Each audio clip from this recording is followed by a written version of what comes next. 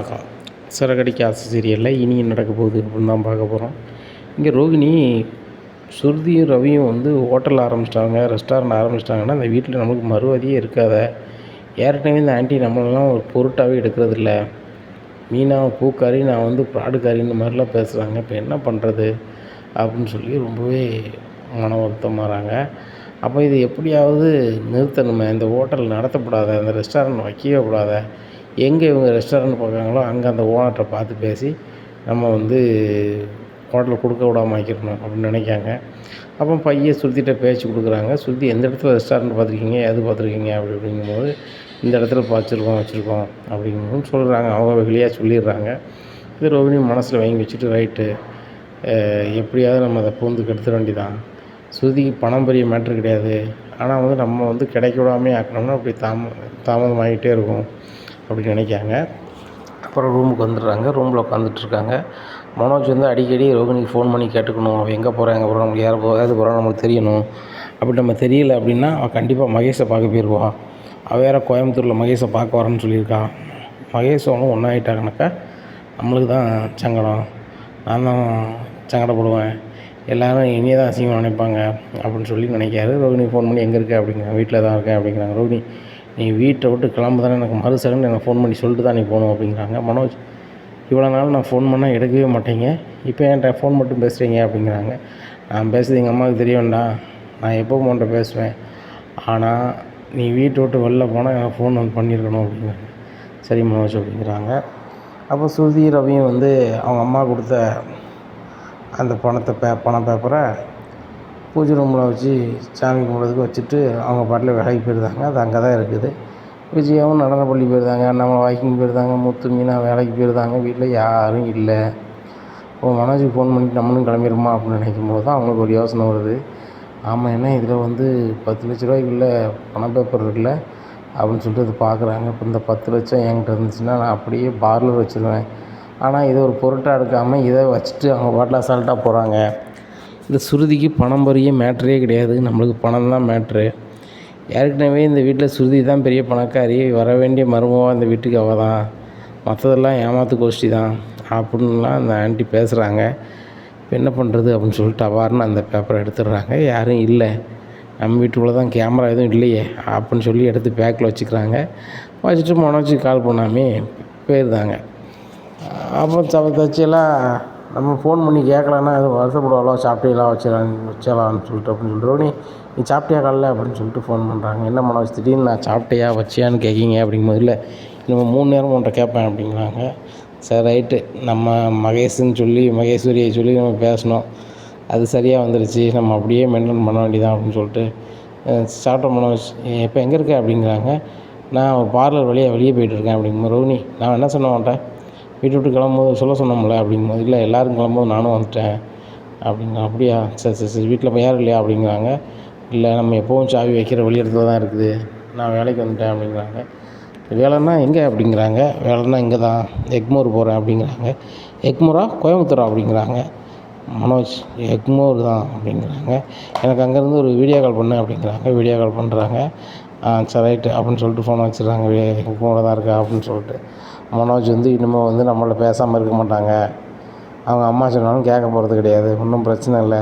நம்மகிட்ட 10 லட்சம் இருக்குது, இந்த 10 லட்சத்தை என்ன பண்ணலாம், நம்ம எடுத்த மாதிரி நம்ம காமிக்கக்கூடாது, ஆனால் அந்த 10 லட்சத்தை வச்சு நம்ம ஏதாவது பண்ணணும். அவங்களுக்கு இப்போதைக்கு 10 லட்சம் காங்கலன்னு சொல்லிட்டு இதில் ஒரு பிரச்சனை போயிட்டுருக்கோம். அப்போது ரெஸ்டாரண்ட் ஆரம்பிக்கிறதுக்கும் அவங்களுக்கு லேட் ஆகும் என்ன அப்படின்னு சொல்லிட்டு நேராக அந்த 10 லட்ச ரூபாயை நம்ம இதை எடுக்கணுமே உடனே அப்படின்னு சொல்லிட்டு நேராக ரோகிணிக்கு தெரிஞ்ச ஒரு ஆளை வர சொல்லுவாங்க. வர சொல்லி இந்த பேப்பரை கொண்டு பேங்கில் கொடுங்க, கொடுத்தோன்னே பணம் தருவாங்க, அதை வாங்கிட்டு நீங்கள் என்கிட்ட விட்டு கொடுத்துருங்க அப்படிங்கிறாங்க. அப்படியே எனக்கு எவ்வளோ தருவீங்க அப்படிங்கும்போது, இவ்வளோ தரேன் அப்படின்னு. சரி ரைட்டு அப்படின்னு சொல்கிறாங்க. அந்த ஆள்கிட்ட கொடுத்து பணத்தை வாங்கியிருந்தாங்க. பணத்தை வாங்கிட்டு அந்த ஆளுக்கு ஒரு 20,000 கொடுத்தாங்க. அது வாங்கிட்டு அவர் போயிருந்தாங்க. இந்த பணத்தை கொண்டு நேராக வித்தியாட்ட கொடுக்காங்க. வித்தியா, இதில் பணம் இருக்குது, 10 லட்ச ரூபாய்க்கு 20,000 தான் கம்மியாக இருக்குது, இதை வச்சுக்கோ அப்படிங்க. இவ்வளோ பணம் ஏது ரோகிணி அப்படிங்கும்போது, இந்த பாரு வித்தியா, இந்த பணம் பல ரிஸ்க் எடுத்து தான் வந்திருக்கு அப்படிங்கும்போது, என்ன ரிஸ்க் எடுத்த அப்படிங்கும்போது, சுருதியும் ரவியும் ரெஸ்டாரண்ட் ஆரம்பிக்கிறதுக்கு அம்மா கொடுத்த பணம் 10 லட்சம், இதை ஒரு ஆளை வச்சு நான் ஆசைக்காக வாங்கியிருக்கேன் அப்படிங்கும்போது, என்ன ரோகிணி இப்படி பண்ண ஆரம்பிச்சிட்டா அப்படிங்கும்போது, எனக்கு வேறு வழி தெரில, இந்த 10 லட்ச ரூபாலாம் சுருதிக்கு பெரிய மேட்டரே கிடையாது, ஆனால் சுருதி வந்து சொன்ன மாதிரியே ரெஸ்டாரண்ட் ஆரம்பிச்சிட்டாங்க அப்படின்னா அந்த வீட்டில் எனக்கு மறுவாதியே இருக்காது. ஏற்கனவே எங்கள் ஆன்ட்டி வந்து என்ன ஒரு பொருட்டாக எண்ணுவதே கிடையாது. இப்படி இருக்கின்ற இந்த சூழ்நிலையில் சுருதி மட்டும் ரெஸ்டாரண்ட் ஆரம்பித்து விட்டார்கள் என்று சொன்னால் நினச்சி பாரு, என் நிலைமை ரொம்ப கேள்விக்குறியாயிரும். அதான் பார்த்தேன். எப்படினாலும் அந்த பேப்பரை காணலைன்னா ஃபஸ்ட்டு மீனாவை தான் சொல்லுவாங்க. அதுக்கப்புறம் தான் என்கிட்ட சொல்லுவாங்க. நான் வேலைக்கு வந்துட்டேன்னு சொல்லிடுவேன். எப்படியும் மீனா வந்து மதியம் அவங்க வேலையை முடிச்சுட்டு அங்கே போய் ரெஸ்ட் எடுப்பாங்க, வைப்பாங்க. மதிய சாப்பாடு சமைச்சிட்டு கிடப்பாங்க. வீட்டில் மீனா தான் இருப்பாங்க. அப்படின்னா அவங்களே பார்த்துட்டு போகிறாங்க. பணம் எடுத்து அவங்களே நம்மளே சொல்லிடலாம். மீனா நான் தான் எல்லோரும் வரும்போது வந்துட்டேன்னு சொல்லிடுவேன். அப்படிங்கும்போது ரோகிணி இது பண்ணது ரொம்ப தப்பு. மீனாலாம் ரொம்ப நல்லவங்க. இந்த மாதிரிலாம் பண்ண மாட்டாங்க. இது ஸ்ருதிக்குமே தெரியும். ஏற்கனவே இந்த பணம் காணலைன்னா யாரை சொல்லுவாங்கன்னு உனக்கே தெரியும். அப்படிங்கும்போது யாரை சொல்லுவாங்க, நீ எப்படி சொல்லுவாங்க அப்படிங்கும்போது என்ன சொல்ல மாட்டாங்க. அவன் வீட்டுக்காரர் மனோஜை வந்து அசால்ட்டாக எல்லோரும் சொல்லுவாங்க. வேணாலும் பாரு அப்படி தான் நடக்கும் அப்படிங்கிறாங்க. இல்லை என் மனோஜ் வந்து பிஸ்னஸ் மேன், என் மனோஜ் எடுக்க மாட்டான் தான் எல்லோரும் சொல்லுவாங்க. எங்கள் விஜய் ஆண்டி இதை ஏற்றுக்கவே மாட்டாங்க. மீனாவை தான் எடுத்துருக்காங்கன்னு சொல்லி ஏதாவது பண்ணுவாங்க அப்படிங்கிறாங்க. ஒழுங்கு மரியாதை இந்த பணத்தை கொண்டு சுருதிகிட்ட கொடு, 20 ரூபா மட்டும் செலவாயிட்டுன்னு கொடு, ஏற்றுப்பாங்க அப்படிங்கிறாங்க. நீ வேறடி, இது உன்ட்ட இருக்கட்டுமா இருக்கக்கூடாதா அப்படிங்கிறாங்க. இல்லை இந்த படம் என்கிட்ட இருக்க வேண்டாம் அப்படிங்கிறாங்க. உன்ட்ட லேட்டை போட்டோம் அப்படின்னு சொல்லிட்டு நேராக ரோகிணியோட அம்மா வீட்டுக்கு போகிறாங்க. பண்டம்லாம் வாங்கிட்டு போகிறாங்க.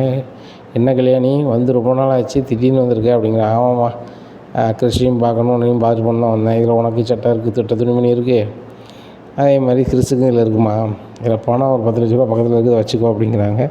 இவ்வளோ பணம் எதுட்டி அப்படிங்கும்போதேம்மா, பார்லர் ஆரம்பிக்க ஒரு ஆள்கிட்ட நினைஞ்சிருக்கேன், கடன் வாங்கிட்டு வந்திருக்கேன், இதில் இருக்குது, நான் பார்லருக்கு இடம் பார்க்க அலைய போகிறேன் அப்படின்னு சொல்லிட்டு கிளம்புறாங்க.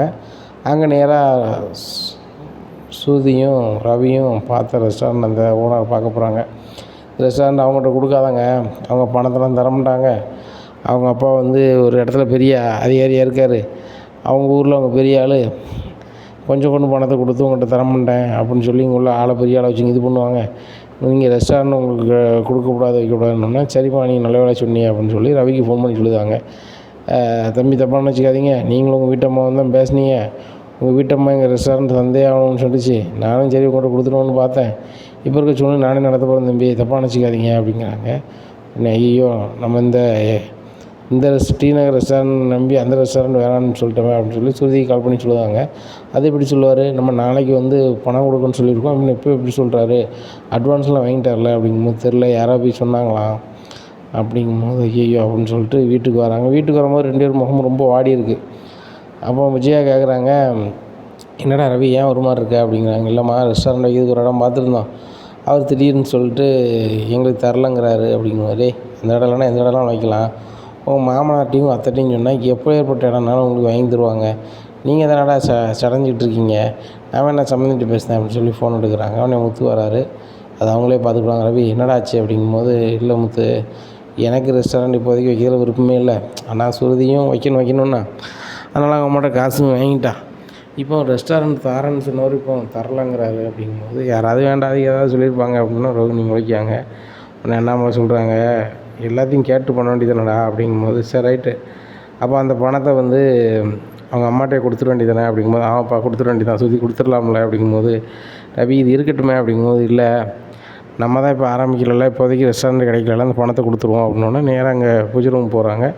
அங்கே பழம் எல்லாம் இருக்குது, வச்சு வாங்க காணலை. அது எப்பா அந்த பேப்பரை மட்டும் காணலைப்பா அப்படிங்கும்போது, என்னடா சொல்லிட்டு அதனால் பணம் பேப்பர் டே முத்து என்னென்னு பாருடான்னு சொல்லி எல்லோரும் தேடி பார்க்காங்க, காணலை. உடனே விஜயா சொல்கிறாங்க, ஏங்க இங்கே வச்சது எங்கே போகும் அப்படிங்கும்போது, விஜயா எங்கேயாவது பறந்துருக்கும், டே ரவி நல்லா தேடுறா அப்படிங்கும்போது, இல்லைப்பா காணலை அப்படின்னா ஸ்ருதியும் தேடுறாங்க. ஆமாம் அங்கிள் காணலை அப்படிங்கிறாங்க. என்ன சொல்கிறாங்க, டே ரவி கவனமாக இருக்க வேண்டாமாடா, அதை பேருக்கு வச்சுட்டு அதை எடுத்துட வேண்டியதானே, அதுபோக அதில் 10 லட்சம்லடா எழுதியிருக்கு அப்படிங்கும்போது, ஆமாப்பா அதை கொண்டு போனால் யாருக்குனாலும் கொடுத்துருவாங்க, அப்படி தான் எழுதிருந்துச்சு அப்படிங்கும்போது ஸ்ருதி சொல்கிறாங்க, அதை ரவி இங்கே யாரும் எடுத்துருக்க மாட்டாங்க அப்படிங்கும்போது, ஸ்ருதி அதுதான் நானும் சொல்கிறேன் அப்படிங்கும்போது விஜயா சொல்கிறாங்க, ஏன் எடுத்துருக்க மாட்டாங்க, எடுத்துருக்க வேண்டியவங்க எடுத்துகிட்டு தான் செய்வாங்க, மீனா வீட்டில் அவள் தங்கச்சிக்கு கல்யாணம் ஏற்பாடு பண்ணதாவா, அவங்க வந்து அதை கூட எடுத்துருப்பாங்க அப்படிங்கும்போது, அத்தை அப்படிலாம் பண்ணல அப்படிங்கும்போது, அது எல்லாம் எனக்கு தெரியும்டி, உங்கள் வீட்டு பக்கத்தில் ஒரு பிள்ளை எங்கள் அண்ணன் பிள்ளைக்கு வரா, அந்த பிள்ளை எல்லாம் சொல்லிவிட்டு உன் தங்கச்சி ஏதோ ஒரு காக்கி சட்டைக்காரனை விரும்புதாலாம், அதை வந்து உன் புருஷனுக்கு பிடிக்கலையாம், நீ அவனுக்கு கல்யாணம் முடிச்சு வைக்கணும்னு சொல்லியிருக்கியான். அப்படிங்கும்போது மீனா முழிக்காங்க. இந்த விஷயம்லாம் அத்தைக்கு தெரிஞ்சிருக்கு அப்படின்னு சொல்லிட்டு உடனே அண்ணாமலை, என்ன மீனா என்ன நடக்குது அப்படிங்கும்போது, இல்லைம்மா ஒன்றும் இல்லை அப்படிங்கும்போது, முத்து என்ன நினச்சி சொல்லு அப்படிங்கிறாங்க. எப்பா அதெல்லாம் ஒன்றும் இல்லைப்பா, சீதா ஒரு பையனை விரும்பினா, அது சரியில்லைன்னு தெரிஞ்சு நாங்கள் வேறு கல்யாணம் முடிச்சு வைக்க போகிறோம்ப்பா அப்படிங்கும்போது, இங்கே பாரு முத்து, யார் என்ன வரும்னு சொல்லு, நானும் அவங்க அப்பா இடத்துல தான் கேட்கேன் சொல்லு. சரி இல்லை என்கிட்ட எல்லாத்தையும் மறைப்பியா அப்படிங்கிறாங்க. அப்படிலாம் ஒன்றும் இல்லைப்பா, சீதா வந்து ஒரு காக்கிச்சடைக்காரனை விரும்புதாப்பா, அந்த ஆள் சரி கிடையாது, எனக்கு அவருக்கும் ஆகாதலப்பா அப்படிங்கிறாங்க. எனக்கு ஆகாதா யார் அப்படிங்கும்போது, அப்பா அந்த மனோஜிட்ட கூட என் மேலே உள்ள கோவத்தில் பண்ணார்லப்பா அந்த அருண் தான் அப்படிங்கிறாங்க. அது அருணா? ஆமாம் அந்த பையன் கொஞ்சம் வில்லங்கமான இல்லை அப்படிங்கிறாங்க. ஆமாப்பா அவனை தான் விரும்புதான் வைக்கணும்னு சொல்லுதான், ஆனால் எனக்கு எல்லாமே தெரியுன மாதிரி சீதா சொல்லுதாப்பா, மீனா கூட அவனை தான் கல்யாணம் முடிச்சு வைக்கணும்னு நினைக்கா அப்படிங்கும்போது, டேய் முத்து, மீனா சொல்லுற என்ன தப்பு இருக்குது, என்னங்க தப்பு இருக்குதுன்னு சொல்கிறீங்க, அவனுக்கும் இந்த காக்கிச்சட்டைக்காரனுக்கும் இந்த குடும்பத்துக்கும் ஆகாதுன்னா எப்படிங்க இவன் கல்யாணம் பண்ணி வைப்பா அப்படிங்கிறாங்க. இந்த குடும்பத்துக்கு என்ன ஒரு ஏங்க மனோஜ் மேலே கை வச்சுருக்கான் அப்படிங்கும்போது, மனோஜ் என்ன பண்ணான் அன்றைக்கி, பண்ணது மனோஜ் மேலே தப்பு, அவன் மனோஜ்கிட்ட மன்னிப்பு கேட்கணும், மனோஜ்கிட்ட மன்னிப்பு கேட்கணும், நான் பிரச்சனை பண்ணது எல்லாமே மனோஜ், அப்புறம் உள்ளே கொண்டு வைக்காமல் கொஞ்சுவாங்களா, மனோஜ் மேலே தப்பு இல்லை, முத்து மேலே தப்பு இல்லாமல் அந்த பையன் பண்ணான்னா அதை கேட்கலாம், ஆனால் பதிலுக்கு இவன் தான் பண்ணியிருக்கானே, முத்து தான் வீடியோ எடுத்து அனுப்பியிருக்கான் வச்சுருக்கான், எல்லாம் நடந்திருக்கு, சரி நடந்ததை மறப்போம் மன்னிப்போன்ட்டு போக வேண்டியானே அப்படிங்கிறாங்க. இல்லைப்பா அவனுக்கு கல்யாணம் பண்ணி கொடுத்தா சரி வராதுப்பா அப்படிங்கும்போது, மீனா நீ என்னம்மா சொல்கிற, நீ சொல்லுறதை காட்டிலும் சீதா என்ன சொல்லுதா அப்படிங்கும்போது, மாமா நான் உங்கள்கிட்ட சொன்னால் வந்து சரியாக வராது, இந்த வீட்டில் வந்து எங்கள் வீட்டில் ஏதாவது நல்லது நடக்குன்னா கண்டிப்பாக அத்தை ஏதாவது சொல்லுவாங்கன்னு தான் நான் சொல்லலை அப்படிங்கிறாங்க. ஆமாடி உங்கள் வீட்டில் நல்லது நடக்குன்னா பெரிய நல்லது, உங்கள் அப்பா மட்டும் என் வீட்டுக்கார ஓட்டின வண்டியில் வந்து உழலண்ணா உனக்கு கல்யாணம் ஆகிருக்குமா, இன்றைக்கி வரைக்கும் அவன் வீட்டில் தான் இருந்துகிட்ருப்ப, இல்லை இவ்வளோ பெரிய வீட்டில் உன்னால் இருக்க முடியுமா அப்படின்னு இருக்காங்க. அண்ணாமலை சொல்லுவாங்க, இவ்வளோ பெரிய வீட்டில் எந்த மீனாக இருந்தாலும் அவங்களுக்குன்னு தனி ரூம் கிடையாது, சரியா, எந்த இது இல்லாமல் தான் அவங்க இருக்காங்க, அதனால் இதெல்லாம் பேசாத, ஓன் வீடுன்னு பேசிகிட்டு இருக்காத, இந்த ஓன் வீட்டுக்குள்ளே சமைச்சு அவள் தான் தாரா, அவள் சமைக்கிற சாப்பிட தான் நீ தின்னுபிட்டு அவளையே பேசிகிட்டு இருக்க அப்படிங்குமாம்மா, அதெல்லாம் இருக்கட்டும் அப்படின்ட்டு இருக்கும்போது, சரிம்மா சீதா விருப்பம் இருக்குல்ல அப்படிங்க, ஆமாம்மா அப்படிங்கிறாங்க. ஏப்பா சீதா விருப்பம் மேட்ரு கிடையாது, குடும்பத்துக்கு லாயக்கூடாது அப்படிங்கும்போது, முத்து நான் உன்ட்ட அடிக்கடி சொல்லியிருக்கேன், அந்த வீட்டில் அப்பா கிடையாது, அப்பா இடத்துலேருந்து யோசிக்கணும்னு சொல்லியிருக்கேன், நீ வந்து அந்த இடத்துலேருந்து யோசிக்காமல் நீ முத்தாவே யோசிக்கிறனால தான் இந்த பிரச்சனை, என்ன உனக்கு பிடிக்கலையா பேச்சை குறைச்சிட்டு அவங்க நல்லா இருக்கட்டும்னு நினைக்கணும். நிறைய வீட்டில் பாரு, மாமனாருக்கும் மருமகனுக்கும் ஆகாது, மாமியாருக்கு மருமகளுக்கும் ஆகாது, இருந்தாலும் அந்த குடும்பம் ஒன்றா இருக்கணுங்கிறதுக்காக ஓரளவு லாயக்காக போவாங்க. எப்படி இந்த வீட்டில் மீனாவை சுத்தமாக விஜயாவுக்கு பிடிக்கவே இல்லை, அதுக்காக மீனா அந்த வீட்டில் இருக்காமல் இருக்காளா, இந்த வீட்டை மேனேஜ் பண்ணாமல் இருக்காளா, எல்லாம் நடக்க தானே செய்யுது. இதே மாதிரி தான் யாருன்னா உனக்கு பிடிக்கலை நீ பேசாத, மற்றவங்க பேசிக்கிட்டும் வச்சுக்கிட்டும் அவங்களுக்கு பிடிச்சிருக்கு அதுக்கேற்றால பண்ணு, அதான் சரியாக வரும். இப்போ உனக்கு பிடிக்கல, உன்னுடைய வியூவில் தப்பு இதாக இருக்குன்னா அது அடுத்தவங்க வியூவில் நல்லா இருந்துட்டு போகுது அப்படிங்கும்போது, இல்லைப்பா எனக்கு மட்டும் இல்லைப்பா, செல்வத்துலேருந்து எல்லாருக்குமே அவர் குடைச்சல் கொடுக்காருப்பா அப்படிங்கும்போது, டேய் எல்லாமே மாறிடும், என்ன எல்லாம் ஒரு வயசு தானே, பக்குவம் இல்லாமல் ஏதாவது பண்ணுறது தான், நானும் சின்ன வயசில் அவங்க மாதிரி தான் பேசிட்டு அலைஞ்சிருப்பேன், என்ன அதனால தான் விஜயா மாதிரி ஒரு ஆளை எனக்கு கல்யாணம் முடிச்சு கொடுத்தாங்க அப்படிங்க, நீங்கள் அப்படின்னீங்க, நீங்கள் ரொம்ப பொறுப்பாக தான் இருந்தீங்க அப்படிங்க. விஜயா எல்லோரும் ஒரு வயசில் சேட்டை பண்ணுறது தான், அதுக்கப்புறம் மாறுறது தான், என்ன டேய் முத்து இறங்கி போனால் ஒன்றும் கெட்டு போவதில்லை அப்படிங்கப்பா. இன்றைக்கி கூட ஒரு இடத்துல நான் வரையில் எதிர்த்தாப்பில் வந்துட்டு நீ தான் முன்னாடி நீ பின்னாடி போகணுங்கிறான், ரொம்ப திமிரு பிடிச்சாளுப்பா, நான் வேலை பார்க்க என்கிட்ட பணம் இருக்குது, அது என்கிட்ட பவர் இருக்குன்னு பண்ணுவாருப்பா, அது சரி வராதுப்பா அப்படிங்கும்போது, ஏங்க நீங்களும் தான் பதிலுக்கு பண்ணுதீங்க என்ன பண்ணலை அப்படிங்கும்போது, அதுக்குள்ளே ஃபோன் பண்ணி சொல்லிட்டாரா, பார்த்தீங்களாப்பா இந்த மீனா குடும்பத்துக்கோ என் மேலே எந்த பாசமும் கிடையாது, அந்த அருண் வந்து வேலை பார்க்காமலாப்போ அவங்க சொல்ல தான் கேட்பாங்க போலுக்கு அப்படிங்கும்போது, டே முத்து எல்லாம் பேசாத, அந்த பையன் பிறகு என்ன குறைஞ்சிருக்கான், ஒன்றும் பிரச்சனை இல்லை, மீனா அந்த வீட்டிலேருந்து பொண்ணு கேட்டு வர சொல்லுமா நம்ம பேசுவோம் அப்படிங்கிறாங்க. இப்போ அதெல்லாம் வேண்டாம் அப்படிங்க. முத்துங்க பாரு, அவங்க வீட்டிலேருந்து பொண்ணு கேட்டு வருவாங்க, நானும் நிற்பேன் நீனும் நிற்கணும், நின்று நம்ம தான் அதை செஞ்சு வைக்கணும், உனக்கு பிடிக்கல அது ரெண்டாவது புறம், சீதாவுக்கு பிடிச்சிருக்கு, சீதா விருப்பத்துக்கு தான் பண்ணணும், அப்போனா தான் இருந்தால் அவங்களா பண்ணுவாங்க, அப்பா இல்லைல்ல அவங்க அம்மா ஒருத்தருக்கு தானே இருக்குது, அதனால் நீ தானே பண்ணணும் அப்படிங்கும்போது முத்து கவுந்துட்டு நிற்காரு. சரிப்பா நீ சொல்லுதலாப்பா, அது சரியாக வருமா எனக்கு தெரிலப்பா அப்படிங்கிறாங்க. டேய் சரியாக வரும்டா, உங்கள் 2 பேருக்குமே சரியாக விருப்பம் இல்லை, இல்லாத போது தான் சேர்த்து வச்சேன், இன்றைக்கி எப்படி இருக்கியோ நல்லா தானே இருக்கியோ அப்படிங்கிறாங்க. ஏங்க என்னத்துங்க பெருசாக நல்லா இருக்காங்க, அவங்களுக்கு கல்யாணம் முடிஞ்சு எவ்வளோ நாள் ஆச்சு அப்படிங்கிறாங்க. விஜயா அவங்களுக்கு மட்டும் இல்லை, இந்த வீட்டில் 3 ஜோடி இருக்காங்க, அவங்களும் கல்யாணம் முடிஞ்சு ரொம்ப நாளாகி போச்சு. 60வது பிறந்தநாள் எல்லோரும் கொண்டாடுதான், எனக்கு 60வது பிறந்தநாள் தாண்டினாலும் எனக்கு கொண்டாட வேண்டாம்னு எதுக்கு இருக்கோம்னு நினச்சிக்கிட்டு இருக்கேன், ஒருத்தரும் அதை பற்றி சிந்தனையே இல்லை, அதனால தான் நான் கொண்டாடல அப்படிங்க. என்னப்பா சொல்கிறேன், உனக்கு 60ஆம் வயசு பிறந்துச்சா அப்படிங்கடே, 60ஆம் பிறந்தநாள் முடிஞ்சு 20 நாள் ஆகி போச்சுடா அப்படிங்கிறாங்கப்பா, இன்றைக்கே கொண்டாடிடும்பா அப்படிங்கிறாங்க. டே கொண்டாடுறது பெரிய மேட்ரு கிடையாடா, பேரன் பேத்தியோட கொண்டாடுனா அதில் ஒரு சந்தோஷம் இருக்கும், அது எதுக்கு விடு, இப்போ நடக்கக்கூடியதை பாரு அப்படிங்கிறாங்க. இல்லைப்பா அப்படிங்கிறாங்க. அங்கே பாரு முத்து, அப்பாவுக்கு 60ஆம் கல்யாணம் பண்ணி அப்பாவை சந்தோஷமாக்கி நீ நினச்சேன்னா அப்பா வந்து அப்பாவுக்கு நீ செய்யக்கூடிய ஒன்று தான் அப்படிங்கிறாங்க. என்னப்பா அப்படிங்கிறாங்க. அந்த அருணையும் சீதாவும் சேர்த்து வைடா, அவங்க 2 பேரும் நல்லா இருக்கட்டும் அப்படிங்கிறாங்க. உடனே அப்பா அது இருக்கட்டும்பா, இப்போ இந்த பணத்தை வாங்கலை யாருப்பா எடுத்துருப்பா அப்படிங்கும்போது, வேறு யார் எடுத்துருப்பா, உன் பொண்டாட்டி தான் வீட்டில் இருக்கான் ஃபுல்லன் ஃபுல்லாக, மீனா தான் எடுத்துருப்பா அப்படிங்கும்போது, அத்தை என்னத்தை இல்லை அது அபண்டமாக சொல்லுதீங்க, நான் ஏன் எடுக்க போகிறேன் அப்படிங்கிறாங்க. உடனே சுதி சொல்கிறாங்க, ஆண்டி எது நடந்தாலும் இந்த மீனாவை சொல்கிறத விடுங்க, மீனா வந்து எத்தனை லட்சம் இருந்தாலும் அதை எடுக்க மாட்டாங்க, எனக்கு நல்லாவே தெரியும் அப்படிங்கும்போது ரோகிணி சொல்கிறாங்க. ஏன் சுருதி அப்படி சொல்கிறீங்க, மீனா தான் வீட்டில் ஃபுல் அண்ட் ஃபுல்லாக இருக்காங்க, மற்றவங்களாம் நம்ம எங்கேயாவது வெளில போயிடுறோம் அப்படிங்கும்போது மீனா சொல்கிறாங்க ரோகிணிகிட்ட, நான் ஃபுல் அண்ட் ஃபுல்லாக எங்கே இருக்கேன், காலைல சமைச்சி வச்சுட்டு போய் வராங்கன்னு போயிட்டு தானே வரேன், நானும் உங்களை மாதிரி தானே அப்படிங்குவோம். மீனா நாங்கள் பார்க்குற வேலையும் நீங்கள் பார்க்குற வேலையும் ஒன்றா அப்படிங்கிறாங்க.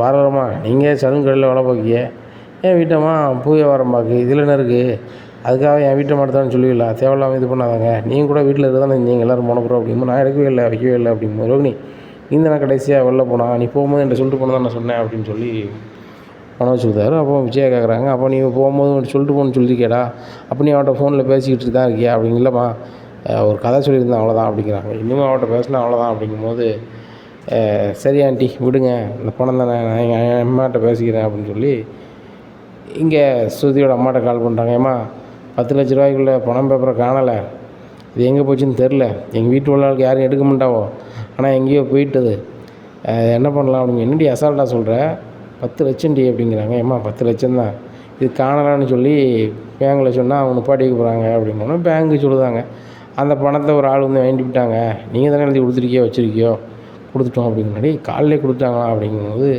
சரிம்மா அதை வந்து மேனேஜரை சொல்லி யாருன்னு சொல்லி பாருங்கள் அப்படிங்கிறாங்க. மறுநாள் காலைல பார்க்குறாங்க, அந்த ஆளை இவங்களுக்கு யாருக்குமே தெரில, அந்த ஆள் ரோஹிணி மட்டும்தான் தெரியும், இப்படியா இருக்குது.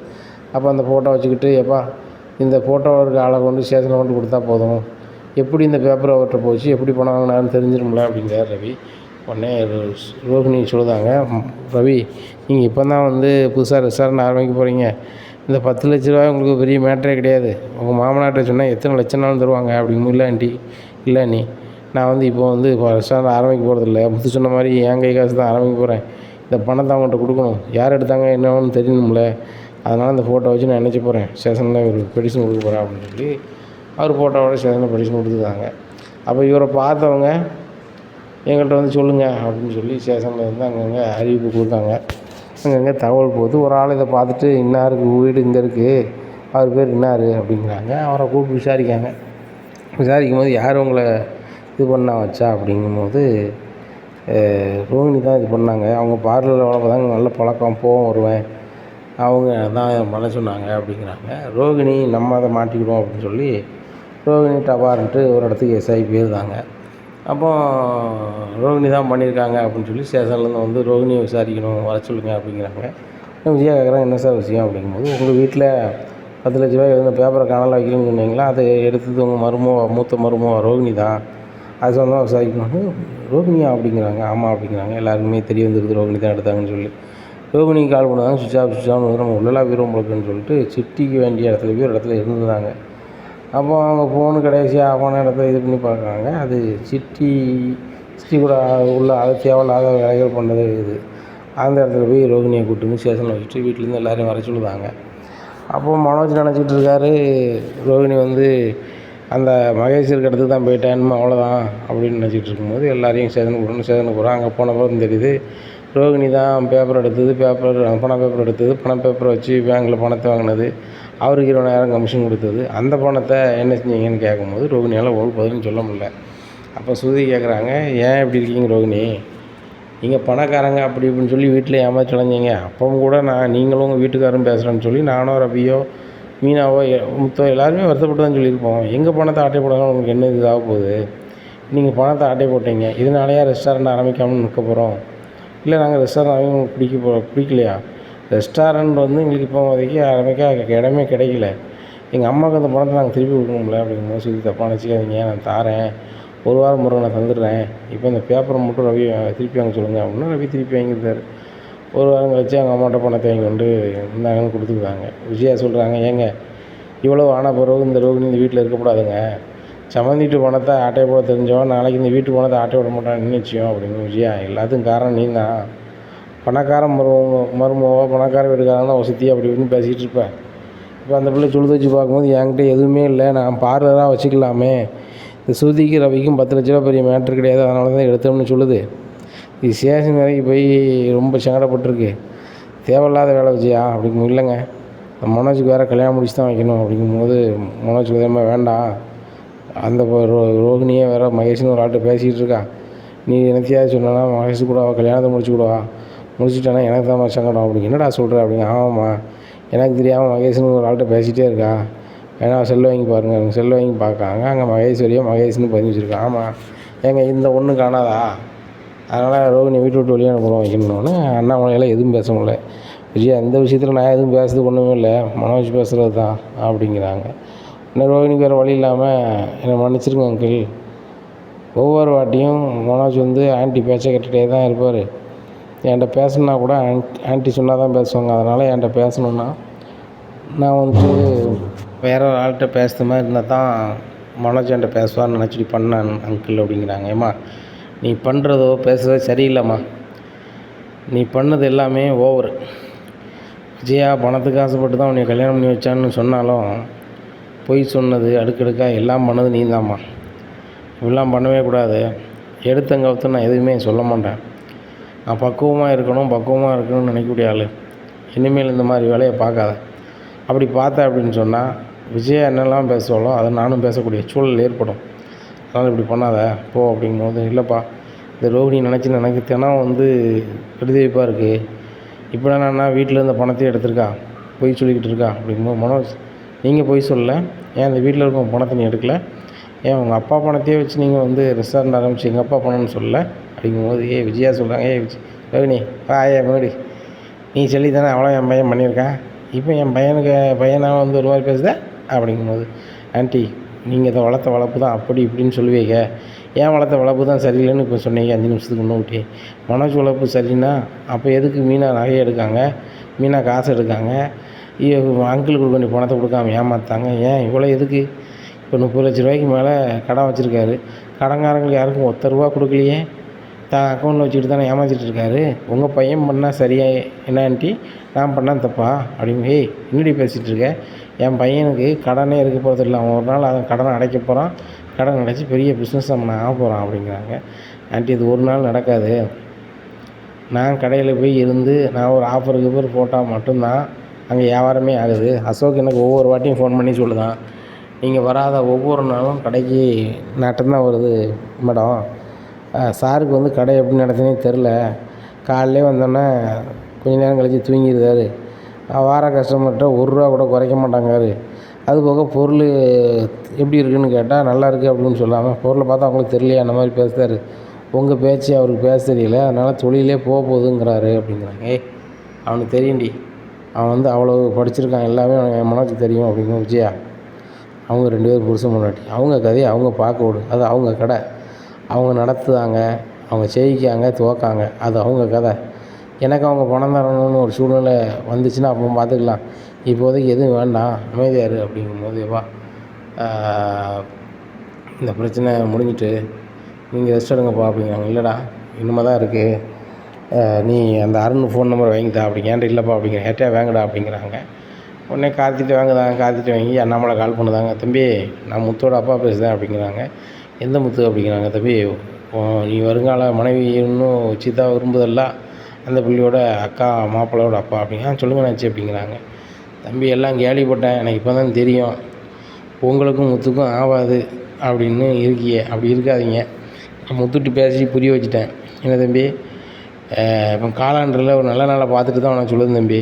நாளை கழிச்சு நல்ல ஒரு தேதியாக இருக்குது, உங்கள் அம்மாவை கூப்பிட்டு பொண்ணு கட்டு வா தம்பி, நானும் அங்கே தான் இருப்பேன் அப்படிங்கும்போது, ஐயா ரொம்ப நன்றி, இந்த உதவியை நான் மறக்க மாட்டேன் அப்படிங்கும்போது, தம்பி நான் இந்த உதவி உங்கள்கிட்ட மறக்க மாட்டேன்.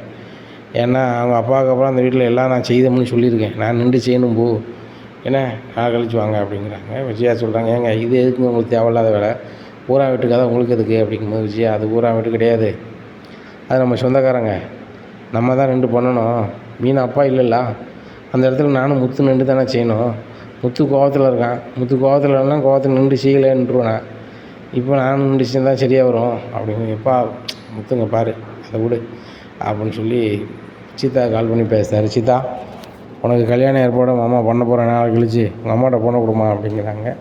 அண்ணே அண்ணாமலைண்ணே எப்படி இருக்கீங்க அப்படிங்க. நல்லா இருக்கம்மா. இப்போ சீதா காதல் விஷயத்தை கேள்விப்பட்டேன், அந்த பையன்கிட்ட பேசிட்டேன், உங்கள்கிட்ட கேட்காமே சொல்லிட்டேன், நாளைக்கு கழிச்சு வாங்கன்னு சொல்லிட்டு நல்ல நாளில் அவங்க பொண்ணு கேட்டு வராங்கம்மா அப்படிங்கும்போது, அண்ணன் மாப்பிள்ளைக்கு அப்படிங்க. ஏம்மா அவனுக்கெல்லாம் விருப்பம் தான், முத்துட்ட சொல்லி புரிய வச்சுட்டேன், அதனால் ஒன்றும் பிரச்சனை இல்லை, அவங்க நல்லா இருந்துட்டு போட்டோம் சின்ன சிறுசு அப்படிங்கிறாங்க. உடனே சரிண்ணே ரொம்ப சந்தோஷம் அப்படிங்கிறாங்க. ஒன்றும் பிரச்சனை இல்லைம்மா, பெரியவங்க நம்ம தானே இதை நாசுக்காக பண்ணி இது பண்ணணும், பண்ணிடலாம்மா பண்ணிடலாம், ஒன்றும் பிரச்சனை இல்லை அப்படின்னு சொல்லி போன வச்சுருக்காங்க. முத்து எல்லாம் பேசிட்டேன், நாளை கழிச்சு போனோம்னா நம்ம அதுக்குள்ளே ஏற்பாடை நீங்கள் பார்க்கணும், பார்த்துக்கிட்டீங்க அப்படிங்கிறாங்க. இங்கே எல்லா ஏற்பாடும் பார்க்காங்க. நாளைக்கு கழிச்சு அருண் வராங்க, அவங்க குடும்பத்தில் கூப்பிட்டு வராங்க. அப்போ ஒரு நல்ல நாள் பேசி ஒரு மாதத்துல கல்யாணம் வைக்காங்க. அப்போ அருண் சொந்தக்காரங்க கேட்காங்க, அருண் நல்லா படிச்சிருக்காரு, வேலை பார்க்காரு, பொண்ணுக்கு எத்தனை பொண்ணு நகையே வச்சுருக்கியா, போயிருக்கியா, நீங்கள் கல்யாணத்தோட எத்தனை பொண்ணு போடும் வைக்கணும்னு கேட்காங்க. அப்போ முத்து சொல்கிறாரு, எதுவுமே வேண்டாம்னு சொன்னார் மாப்பிள்ளை, இப்போ என்ன எப்படி கேட்குறீங்க அப்படிங்கும்போது அருண் சொல்கிறாரு, இவங்க தெரியாமல் கேட்டாங்க, அது எதுவும் வேண்டாம், உங்கள் பொண்ணாக மட்டும் அனுப்புங்க போதும், ஒரு நல்ல நாள் பார்த்து நாளைக்கு போகணும்னு சொல்லிட்டு ஒரு 4 நாள் வச்சுருந்தாங்க. அப்போ விஜயா நினைக்காங்க, இந்த கல்யாணம் நடந்தால் லாய்க்கப்படாது அப்படின்னு சொல்லிட்டு ரோகிணி கூப்பிடுதாங்க. ரோகிணிங்க பாரு, ஒரு நல்ல ஒரு பிளான் பண்ணி அந்த சீதா கல்யாணம் நடக்கக்கூடாது அப்படிங்கும்போது, அது எப்படி ஆண்டி, அங்கிளும் எல்லோரும் நின்று செய்தாங்க, முத்துக்கும் அந்த அருணுக்கும் கல்யாணம் பிடிக்காமல் இருந்துச்சு, அப்படிங்கும்போது கல்யாணம் நடக்காதுன்னு நானே நினச்சேன். இப்போ வந்து அருண் கூட தான் முத்து பேசிட்டாரு, அவங்க 2 பேரும் இப்போ நல்லா பேசுகிறாங்க. கல்யாணம் முடித்த பிறகு அந்த அருண் வந்து சீதா வீட்டை நல்லாவே பார்த்துக்கிட்டேன்னு சொல்கிறாரு. அருணுக்கு வேலையும் இருக்குது, நல்ல வசதியும் இருக்குது, அதனால் கண்டிப்பாக நம்ம மீனா குடும்பம் எங்கேயோ போயிடும். மீனா குடும்பத்தை நீங்கள் ஒன்றுமே செய்ய முடியாதா ஆண்டி அப்படிங்கும்போது, ஒன்றுமே செய்ய முடியாதா, எவ்வளவு ஃப்ராடுத்தனம் பண்ணுவேன், என்னெல்லாம் நொல்லாரித்தனம் பண்ணுவேன், ஏதாவது முள்ள மாதிரித்தனம் பண்ணி அந்த சீதா அருண் கல்யாணத்தை நீ நிப்பாட்டுத, கல்யாணம் நடக்கும்போது நீ நிப்பாட்டும் போது அவங்க கதரை தான் நான் கேட்கணும் பார்க்கணும் அப்படிங்கிறாங்க. உடனே அது எப்படி ஆண்டி முடியும் அப்படிங்கிறாங்க. முடியும், ஏதாவது ஒன்று பண்ணு, உனக்கு தெரிஞ்ச ஃப்ரெண்டு யாரையாவது வச்சு நீ நிப்பாட்டுத அப்படிங்கும்போது, அப்போந்தான் ரோகிணி வந்து பயங்கரமாக யோசிக்கும்போது, அங்கங்கே கல்யாணத்தை நிப்பாட்டுதாங்களா, எப்படி நிப்பாட்டுதாங்க வைக்காங்க அப்படின்னு சொல்லி யோசிக்கும்போது, சரி ரைட்டு அப்படின்னு சொல்லி ரோகிணி தெரிஞ்ச ஒரு ஃப்ரெண்டுகிட்ட பேசுகிறாங்க. இங்கே பாரு, உனக்கு பணம் தானே குறி, உனக்கு எவ்வளோ வேணும் அப்படிங்கிறாங்க. எனக்கு 10,000 வேணும், 10,000 தாரேன். அருண் தான் வந்து என் முன்னாள் காதலன், அதுபோக என் நல்லா பேசினார் வச்சார், என்ன இப்போ வந்து என்ன கல்யாணம் முடிக்காமல் வேறு பிள்ளைய கல்யாணம் முடிக்காரு, கல்யாணம் நடக்கக்கூடாது அப்படின்னு சொல்லி நீ வந்து கல்யாணத்தை அன்றைக்கி காலையில் 10 மணிக்கு வந்துடணும் அப்படிங்கிறாங்க. சரி ரைட்டு அப்படிங்கிறாங்க. இந்த சூழ்நிலையில் பணத்தை ரோகிணி கொடுத்துட்றாங்க. அதே மாதிரி சீதாவுக்கும் அவருக்கும் கல்யாணம் ஏற்பாடு பயங்கரமாக நடக்கு. சொந்த பந்தம் எல்லாம் வந்துடுது. சீதா அம்மாட்ட எல்லாருமே சொல்லுதாங்க, நீங்கள் கஷ்டப்பட்ட வீட்டில் இருந்தாலும் சந்திரா, நல்ல இடத்துல கல்யாணம் முடிச்சு கொடுக்க, மூத்த பொண்ணு நல்லாவே இருக்கா, 2வது பொண்ணு அதோட நல்லா இருக்க போகுது அப்படிங்கும்போது, எல்லாமே உங்களோட ஆசீர்வாதம் தான் அப்படி இப்படின்னு இருக்கும்போது ஒரு பொண்ணு வருது. வந்து மேலேக்கிட்ட போய் எனக்கு மாப்பிள்ளைகிட்ட போய் நின்றோடனே எல்லோரும் முழிக்காங்க. இன்னும் மாப்பிள்ளைகிட்ட வந்து நிற்காங்க, ஓ சொந்தக்காரங்களாக இருப்பாங்க அவ்வளோ அப்படின்னு சொன்னோன்னே அது அழ ஆரம்பிக்கு. அழுதோடனே என்னம்மா என்னாச்சு அப்படிங்கிறாங்க. இந்த அருண் வந்து என் கூட நல்லா பேசிட்டு பழகிட்டு இப்போ என்னையை கல்யாணம் முடிக்காமல் சீதான்னு ஒரு படித்த பிள்ளை, வேலை பார்க்குற பிள்ளை வந்தோன்னா அதை கல்யாணம் முடிக்காங்க, இது எந்த விதத்தில் நியாயம், எல்லோரும் வந்து நீங்கள் தான் எனக்கு ஒரு பதில் சொல்லணும் அப்படின்னோடனே எல்லோரும் பயங்கரமாக முழிக்காங்க. உடனே முத்து, எப்பா இது என்னப்பா அப்படின்னு சொல்லி அண்ணாமலை கேட்குறாங்க. டேய் பொறு அப்படின்னு சொல்லிட்டியாம்மா, நீ யாரும்மா அப்படிங்கும்போது, என்னாரு அப்படி இப்படிங்கிறாங்க. உடனே இதை கேட்டாருன்னு, இல்லைங்க இவங்கள நான் பார்த்ததே கிடையாது, இன்றைக்கி தான் பார்க்குறேன். ஏம்மா நீங்கள் ஆள் தெரியாமல் பேசுகிறீங்களா அப்படிங்கிற. எனக்கு நல்லாவே தெரியும், நீங்கள் அருண் தானே, நீங்கள் சர்க்காரில் வேலை பார்க்கிங்க அப்படி தானே, உங்கள் கல்யாணத்தை நிப்பாட்டணும்னு சொல்லி தான் ரோகிணி வந்து என்னைய இப்படி அனுப்புனாங்க. என்னது ரோகிணி அனுப்புகிறாங்களா? ஐய்யய்யோ அப்படிங்கிறாங்க. ஏய் யார் அனுப்புனா அப்படின்னு சொல்லி முத்து கேட்குறாங்க. அனுப்புனாங்களா ரோகிணி. அவங்க தான் என்கிட்ட பணத்தை கொடுத்து இந்த கல்யாணத்தை நிப்பாட்டணும்னு சொன்னாங்க. நான் சொதப்பிட்டேன். ரோகிணி சாரி அப்படிங்கிறாங்க. எல்லோரும் சரியான கடுப்பில் ரோகிணி மேலே பார்க்காங்க. இனி என்ன நடக்கும்? ரோகிணி விஜயாவை கை காட்டுவாங்களா அப்படிங்கிறத பொறுத்து வந்து பார்க்கலாம். நம்ம சேனலை மறக்காமல் லைக் அண்ட் சப்ஸ்கிரைப் பண்ணுங்கள்.